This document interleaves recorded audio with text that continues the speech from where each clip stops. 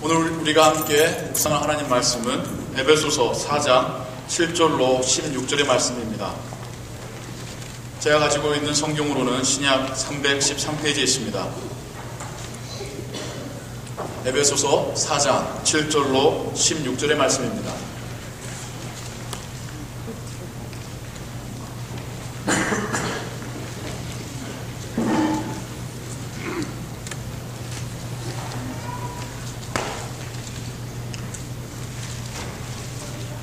저와 여러분들이 한 구절씩 번갈아 교독하시고 마지막 절 함께 봉독하겠습니다.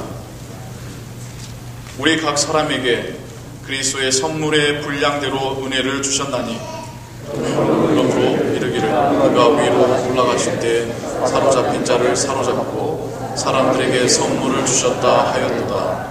올라가셨다 하였은즉 땅 아래 곳으로 내리셨던 것이 아니면 무엇이냐?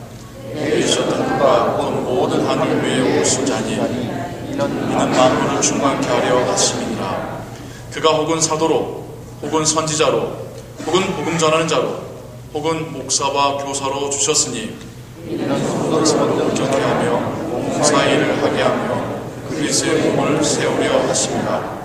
우리가 다 하나님의 아들을 믿는 것과 아는 일에 하나가 되어 온전한 사람을 이루어 그리스도의 장성한 분량이 충만한 데까지 이르리니 이는 우리가 이제부터 어린아이가 되지 아니하여 사람의 괴술과 간사한 유혹에 빠져 모든 교훈의 풍조에 밀려 요동치 않게 하려 함이라. 오직 사랑 안에서 참된 것을 하여 범사에 그에게까지 자랄지라. 그는 머리니 곧 그리스도라. 그에게서 온 몸이 각 마디를 통하여 도움을 입음으로 연락하고 상합하여 각 지체의 분량대로 역사하여 그 몸을 자라게 하며 사랑 안에서 스스로 세우느니라. 아멘.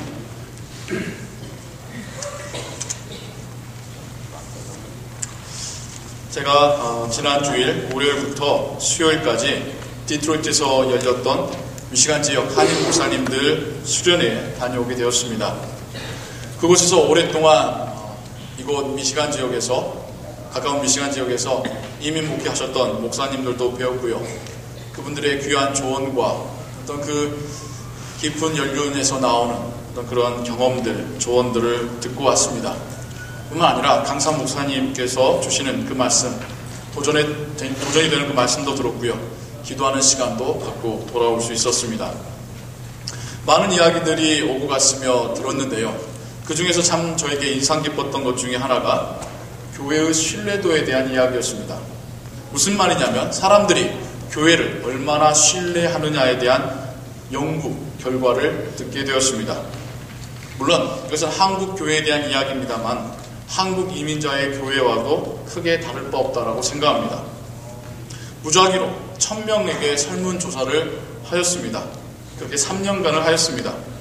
그 중에는 기독교인이 뿐만 아니라 다른 종교, 천주교나 불교나 무교까지도 다 포함이 되어 있습니다. 여러 가지 질문들이 있는데요. 그 중에 이런 질문이 있습니다. 당신은 예수라는 분이 신뢰할 만하다고 생각합니까? 여러분, 몇 퍼센트의 사람들이 예 라고 긍정적으로 대답하였을까요? 70%랍니다. 꽤 높죠? 예수님이라는 분을 믿을만하다, 괜찮은 분이다 라고 생각하는 사람들이 70%라는 거예요. 그렇다고 이번에는 교회는 신뢰할 만하다고 생각합니까? 당신은 교회를 어느 정도 신뢰합니까? 그런 질문을 했습니다. 몇 퍼센트의 사람들이 긍정적인 대답을 했을까요? 17%라고 합니다. 17%의 사람만이 네, 확실하게 교회는 믿을 만한 곳입니다 라고 대답을 했답니다. 좀 더 이 레인지를 넓혀서 보통이다 혹은 그런 편이다 라고 말하는 사람까지 포함을 해도 40% 정도밖에 안 된다고 합니다. 여러분, 그 중에는 기독교인도 포함되어 있음에도 불구하고 겨우 그 정도의 사람들만이 교회에 대해서 신뢰가 된다라고 이야기하고 있다는 것입니다. 기독교인이든지 비기독교인이든지 교회에 대한 신뢰도는 매우 낮다라는 것이 오늘날 교회에 대한 사람들의 평가입니다. 예수님은 믿을 만한 사람이라고 이야기합니다. 예수님의 가르침은 귀한 가르침이고 가치가 있다고 말합니다. 그런데 그 가르침이 선포되는 교회는 그렇게 신뢰할 만한 곳이 아니라라고 이야기하고 있다는 겁니다. 내가 예수라는 사람은 믿어볼 만해도 교회는 가기 싫다라는 것이 50%의 사람들의 마음이라는 것입니다. 도대체 교회가 어떤 곳이길래 이러할까요? 교회가 해야 되는 일은 도대체 무엇이기에 사람들이 이렇게 실망하고 있는 것일까요? 좀 어떻게 해야지 이렇게 실추되고 피폐해된 교회의 이미지가 바뀌어질 수 있을까요? 오늘은 우리 교회가 창립된 지 38주년을 기억하며 감사함으로 예배드리는 주일입니다. 오늘 말씀을 통하여서 우리가 너무 크게 볼 것도 없습니다.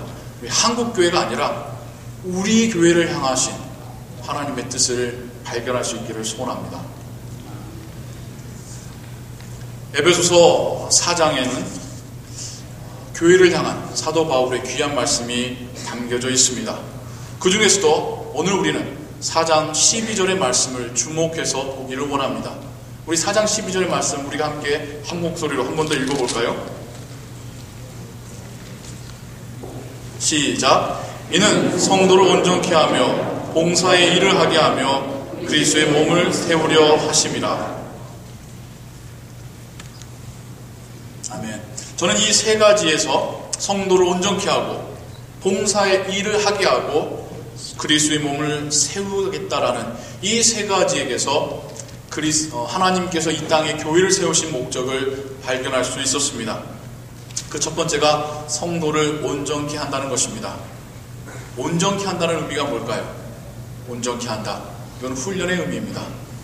예수님을 잘 모르던 그 사람들, 하나님을 잘 모르던 그 사람들로 하여금 하나님에 대하여서, 하나님의 말씀에 대하여서 알아가고 예수님 모습을 닮아가도록 훈련하는 것, 그것이 교회의 첫 번째 목적이라는 것입니다.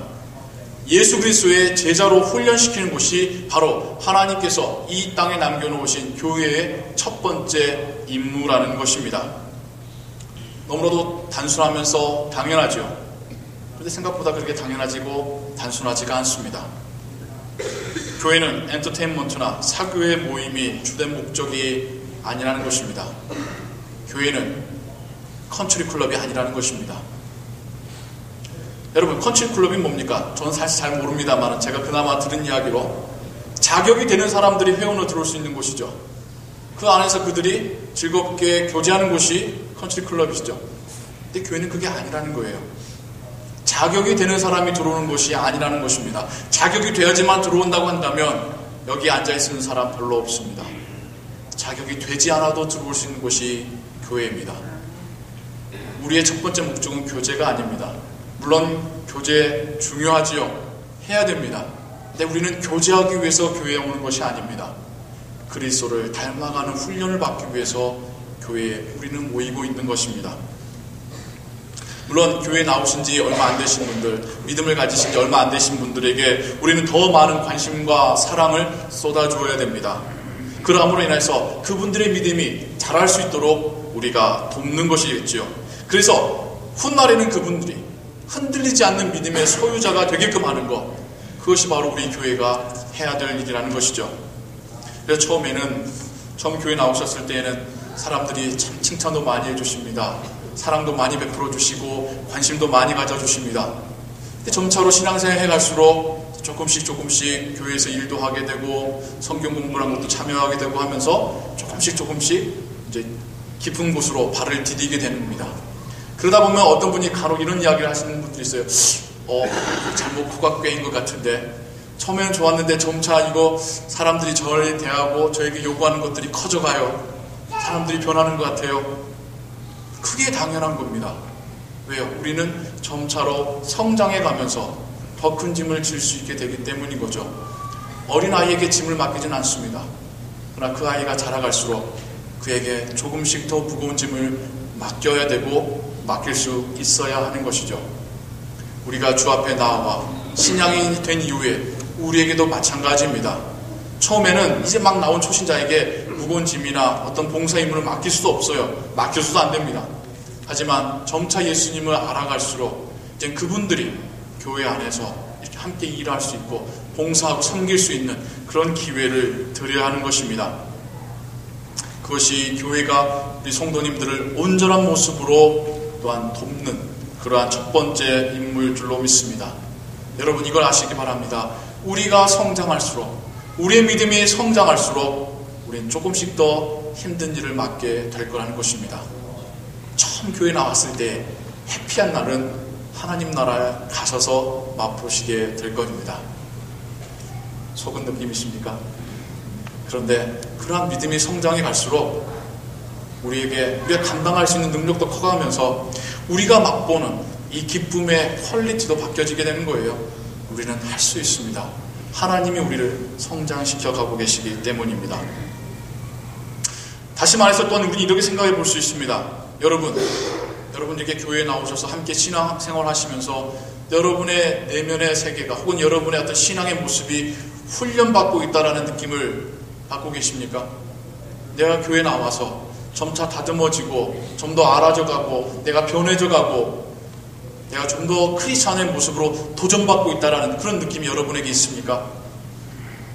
만약 그 느낌이 없다면 여러분에게 뿐만 아니라 저와 하나님께 세우신 직분자 모두에게 잘못이 있는 것이겠죠. 교회는 편한 곳이어서는 안 됩니다. 교회는 마냥 편한 곳이어서는 안 됩니다. 교회에 나오고 다시 돌아가시는 것이 그냥 마음 편하게 왔다가 가벼운 마음으로 즐기고 돌아갈 수 있는 곳이라고 한다면 지금 교회는 가장 중요한 임무, 성도님들을 온전케 하는 일에 게으르고 있다는 그런 의미일 것입니다.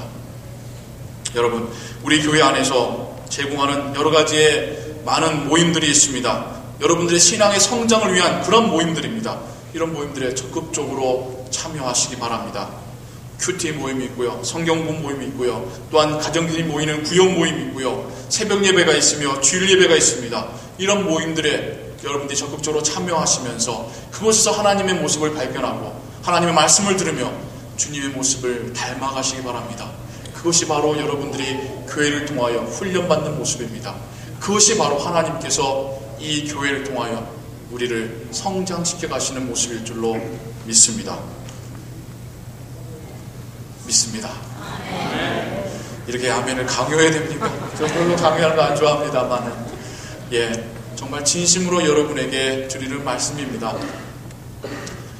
여러분이 많이 나오셔야지 모임을 인도하는 저나 혹은 그 구역 모임들이 더 뭐가 좋아서가 아닙니다. 여러분을 위해서입니다. 여러분의 믿음의 자람을 위해서입니다. 여러분이 더 주님을 닮아가 온전한 신앙이 되게 하기 위해서입니다. 그것이 교회가 첫 번째로 갖고 있는 중요한 임무이며 사명이기 때문입니다. 두 번째로 교회의 중요한 임무는 봉사의 일을 하게 하는 것입니다. 누가 누구로 하여금 봉사하게 할까요? 교회가 성도님으로 하여금 봉사의 일을 하게 하는 겁니다. 여러분 잘 들으셔야 돼요. 교회가 성도님들을 봉사한다는 게 아니라 교회가 성도님들로 하여금 다른 누군가를 봉사하게끔 하는 것, 그것이 교회의 임무라는 것입니다.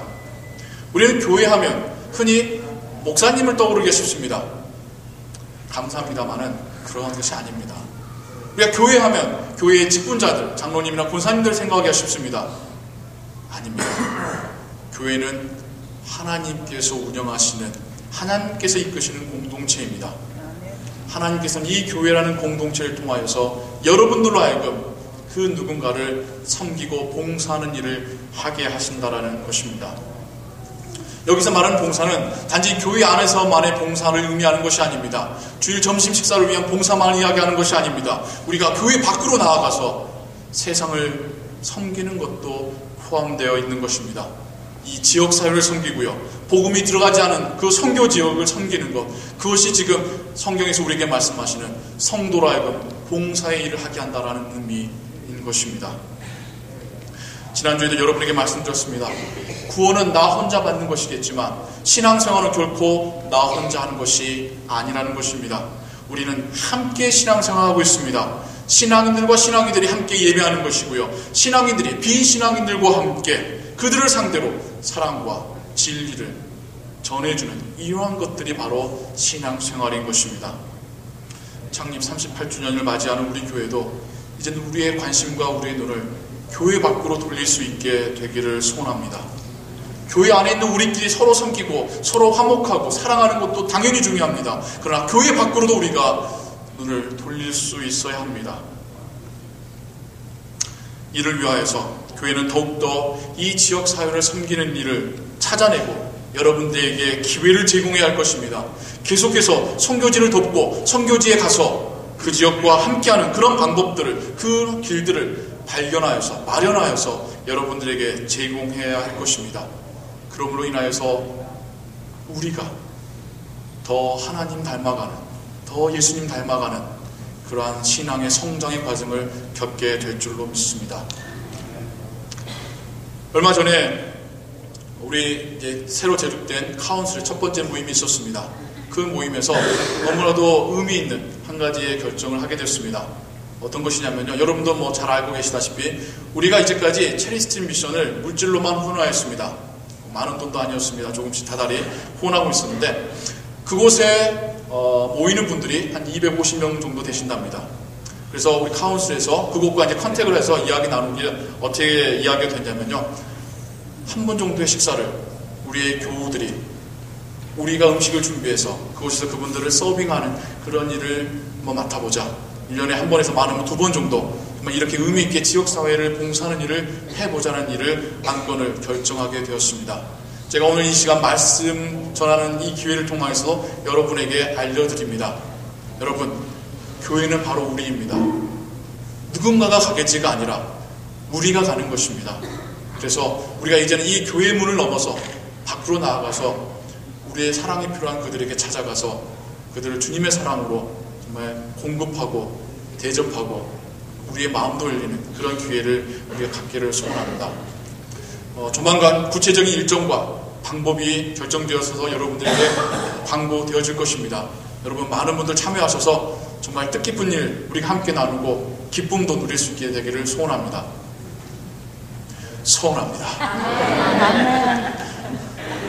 카메라 있다면 다 한번 다 찍으셔가지고 아멘 하신 분들은 다 기록에 남겼으면 좋겠습니다만 카메라가 한 대인지라 뿐만 아니라 어제 멕시코 현지에 있는 선교사님과 연락이 되어가지고 구체적으로 오늘 이번 여름 저희 교회에서 단기 선교, 멕시코로 가는 단기 선교에 대한 일정이 정해지게 되었습니다. 8월 12일부터 19일까지 일주일의 기간으로 다녀오게 되었는데요. 이곳에 가서 지금 개축교회가 이제 막 시작된 교회가 있답니다. 그 지역에 가서 그 지역을 돌면서 걸으면서 기도하는 그러한 기도의 어떤 서포트도 해주고요. 또한 그 개척교회에서 함께 기도하고 그 지역의 가정들을 현지인들 혹은 현지 크리스찬들과 함께 방문해서 우리는 영어로 복음을 제시하고 그들 중간에서 또 스페니쉬로 통역을 해서 복음 전하는 축허 전도를 하는 그러한 일정들이 잡혀져 있습니다. 여러분 우리가 함께 가길 원합니다. 한 번쯤은 여러분 선교지를 경험해 보시길 소원합니다. 여러분으로 하여금 평생 선교사로 살라는 것이 아닙니다. 한 번쯤은 여러분의 인생 가운데서 주님을 위해서 구원받은 여러분의 인생 가운데서 한 번쯤은 선교지 방문하여서 정말 이곳에서도 복음이 전파되고 있구나를 여러분이 보고 돌아올 수 있는 그런 기회가 되기를 주님의 이름으로 축원합니다. 그래서 빨리 이게 또 일이 진행이 되었기 때문에 오랫동안 공지하지 못합니다. 작년 말쯤에 한번 간단하게 여러분의 소식은 전했습니다만은 오늘부터 다음 주 한 2주 정도의 기간을 두고 참가자를 받을까 합니다.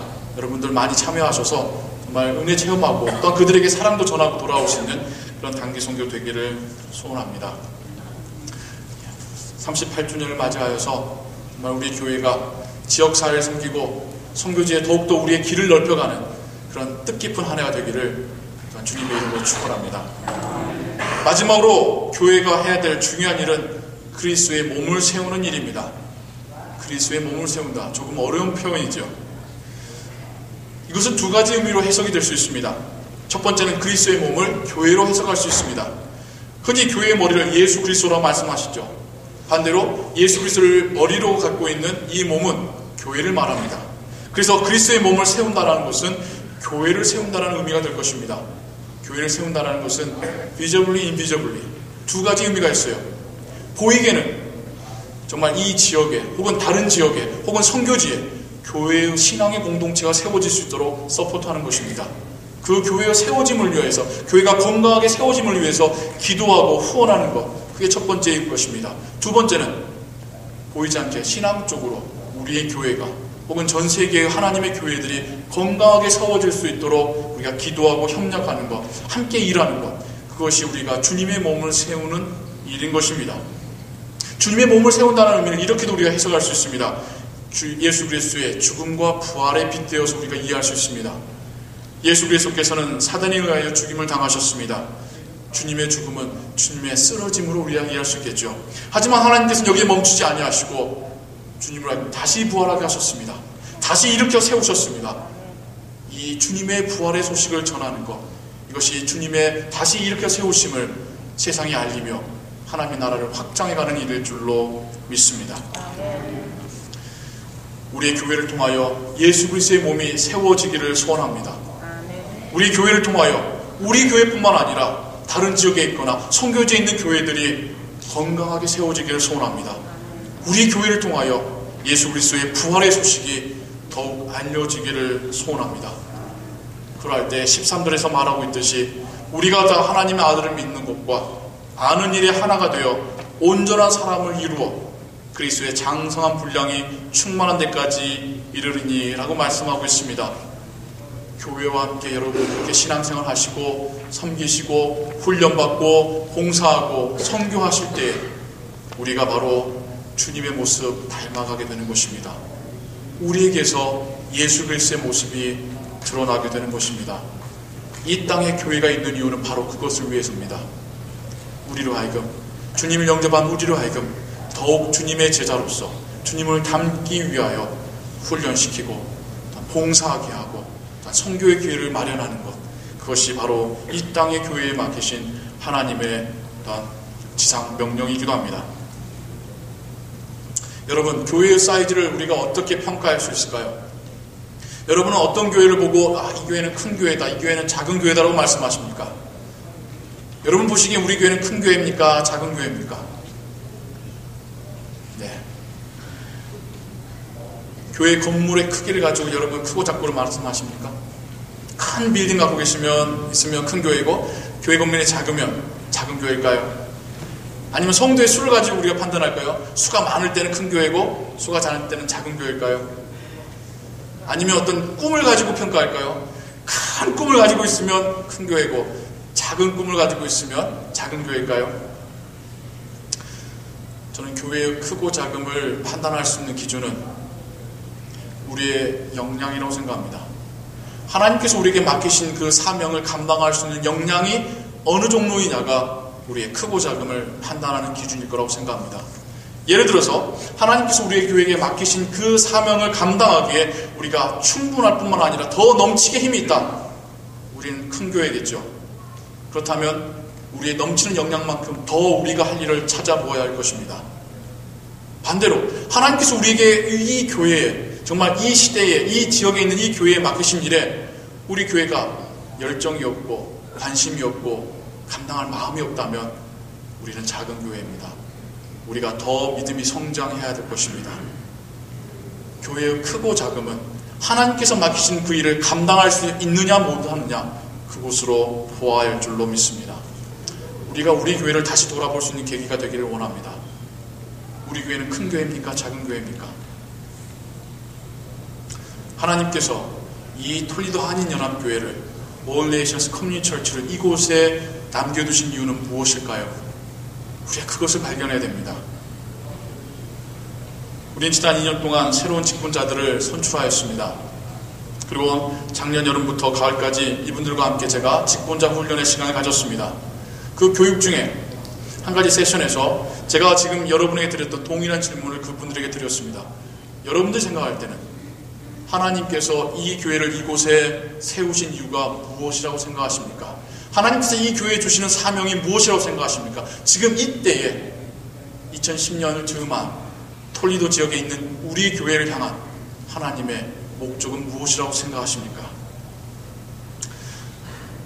여러분들께서 선출하신 그 카운슬에서 발견하고 확립하고 다짐했던 우리 교회의 소명은, 첫 번째는 하나님께서 불러 모으신 우리 교인들의 신앙의 성숙입니다.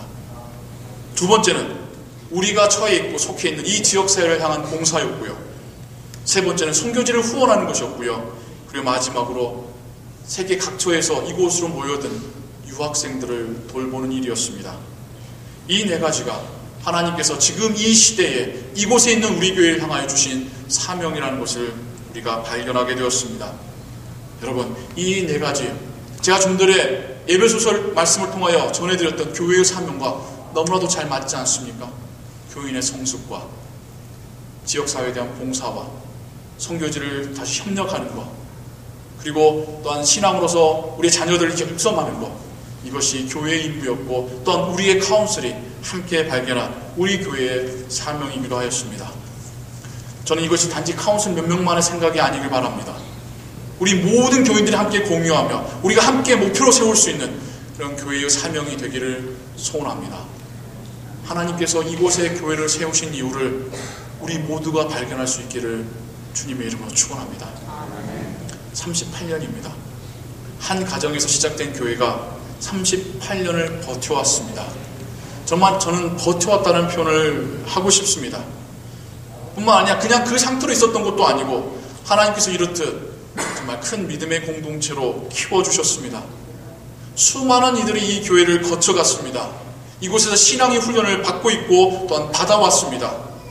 이곳에 남아 계신 여러분도 계시지만 이곳을 떠나서 다른 곳에 가셔서 더 열심히 신앙생활 하시는 분도 있습니다. 그 모든 분들이 38년의 역사 동안에 이곳을 거쳐가시고 지금 이곳에 있는 우리 모두가 하나님께서 이 교회를 통하여 훈련시키신 하나님의 백성들인 것입니다.